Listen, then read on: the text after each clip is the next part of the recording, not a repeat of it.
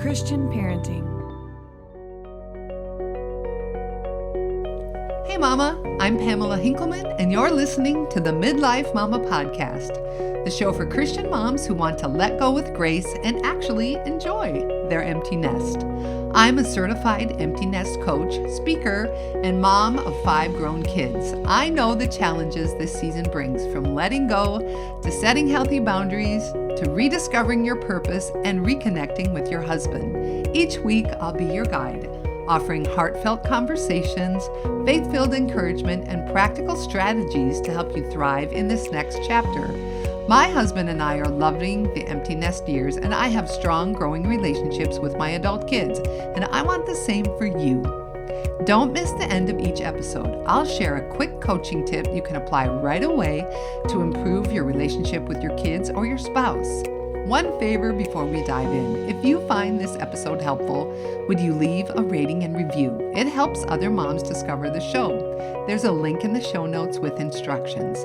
Make sure you're following the podcast so you don't miss a single episode. Now, let's get started. Hey Mama, welcome back to the Midlife Mama Podcast, the place for faith, friendship, and real talk for empty nest moms. Let's be honest, when our adult kids come home for the holidays, it's not always sugar cookies and cozy fireside chats. Sometimes the conversations take a sharp turn into territory we'd rather avoid: politics, faith, social issues, the elephant in the room. But here's the truth: we don't have to fear these conversations. We can approach them with grace, curiosity, and respect. Because when we model the love of Jesus, even hard conversations can strengthen our relationships instead of breaking them down.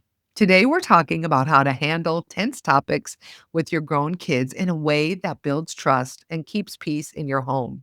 I'll share a personal story from my own family and some practical, faith-based tools you can use when opinions clash around the holiday table. So grab your coffee, Mama, and let's lean in together. You might just find that respect is the secret ingredient to a peaceful holiday season. So have you ever had to tackle a tough conversation with your adult child? Of course you have. The kind where you know you're going to disagree. And often we like to avoid these situations. We'd rather hide than confront. Listen, Mama, I have been there. We're afraid we'll be disappointed when we hear our child's perspective. But what if there were an easier way to handle these tense moments? When we lean into respect, we'll find peace. A couple years ago, my husband and I spent a weekend in Minnesota for a family reunion, and then we returned to our son's home for an overnight stay. And it was nearing the end of our visit as we gathered at our son's dining room table, and his younger sister joined us. These two are basically the male and female versions of each other. They have a deep bond. They see the world similarly. They have the same political views, social views. They're deep thinkers with a creative bent and value uniqueness. We had successfully avoided the elephant in the room all weekend, but it was time to discuss the overturning of Roe versus Wade. Social media and the news were abuzz, and we knew we'd need to address our grown kids. It was time for a complicated conversation. So, was I a little nervous? Yes, I was. But with warmth and compassion, we leaned in and we listened. We didn't judge, condemn, or belittle their opinion. It was a civil conversation as we each took turns sharing our hearts on the matter. We have polar opposite perspectives, but we were able to remain civil. And when we were done, we embraced and honored each other, and I could sense God's delight in that moment. We will all face tough conversations with our adult children where we'll want to argue, belittle, or be angry about their perspective. But that gets us nowhere fast. When we argue, we become defensive quickly. But when we practice respect, we won't experience fissures in our relationships. We need to remember that respect is about the way we treat people. We need tenderness, humility, and gracious good manners. We need to be focused, interested, and calm. It sounds a lot like Jesus, doesn't it? In the Gospel of Matthew, we are given this charge: "So in everything, do to others what you would have them do to you, for this sums up the law and the prophets." Matthew 7:12. In our relationships, we are called to treat others the way we want to be treated. Parents of adult children sometimes miss the step of respect because we've forgotten that our role has shifted with our kids. We've spent decades barking orders and disciplining our children on what they should believe about church, culture, and God. This is no longer our place once our children reach adulthood. Our grown kids are responsible for their own choices before God, and we're accountable to be Christ-like when we interact with them. Hey mama, if your house feels too quiet and your heart feels too heavy after launching your child, I've created a guide just for you.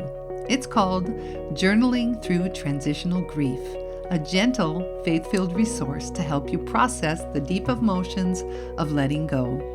Inside, you'll find 6 reflection questions that will help you name your feelings, invite God into the grief, and experience His comfort in the middle of change.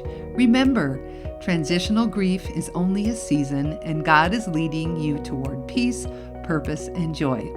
You can grab your free copy at the link in the show notes. Now, let's get back to our conversation. So, let's talk about a few ways that we can talk to our grown children with respect and why it matters. The first thing you need to do is establish trust through listening. I say it around here all the time. Zip it, zip that mouth, and listen more. The surest way to communicate respect is to be an effective listener. Remember, listening is not agreeing. It's merely a way to honor the one you're with. Listening to your child's perspectives will show them that you care. And you are also free to share your own opinions as well, but please do so with tenderness and without judgment. The second tip you need to know is that we are called to love. When you practice respect, it communicates to your child that his feelings and perspective matter. On your own, you may not be able to do this, especially when you disagree. But Christ's love compels you to give deference even when you disagree with what your child says. Love is the glue that keeps families together. The third tip is to value relationship over competition. Often, when you disagree with someone, you want to win them over or win the argument. But every conversation doesn't have to have a winner and a loser. Instead, when you prioritize the relationship over competition, you can approach it with compassion and tenderness. Everyone wins when respect is part of the conversation. To maintain a strong relationship with your adult child, each interaction should be marked by respect. Tenderness, good manners, and humility will usher in the peace you long for. And as you establish trust through listening well, love unconditionally, and value relationships over competition, you'll experience more harmony with your adult child. We are invited to act like Jesus. Friend, here's the good news. You don't have to agree with your adult child to love them well. And I think that's the thing that trips us up the most. We think if we sit there, listen to their perspective, and not say something, it means we agree. But we need to remember that our adult kids know where we stand on these issues. They were raised in our homes. They know that we haven't changed perspective. And so don't be afraid of listening. It doesn't mean you're agreeing.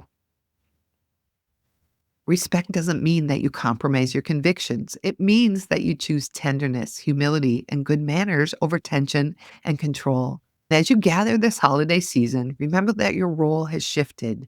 You are no longer the one directing every decision. You're the one modeling Christ's love through your listening, patience, and gentle spirit.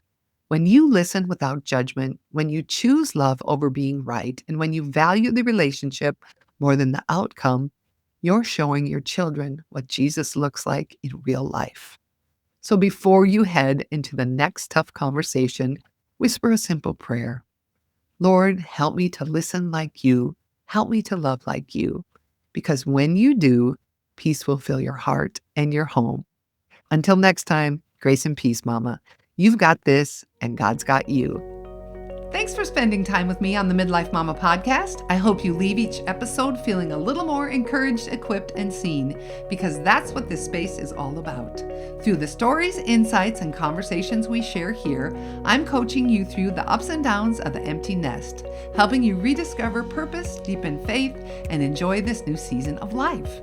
If you're ready for an even more personalized support, I'd love to invite you to book a free connection call. The link is in the show notes, and we'll talk about how I can walk alongside you as your coach. And let's stay connected. Follow me on Instagram at @PHinkelman. That's PHENKELMAN, or come find me on Facebook at Pamela Hinkelman, Empty Nest Coach. You don't have to figure this all out on your own, Mama. I'm here for you when you're ready.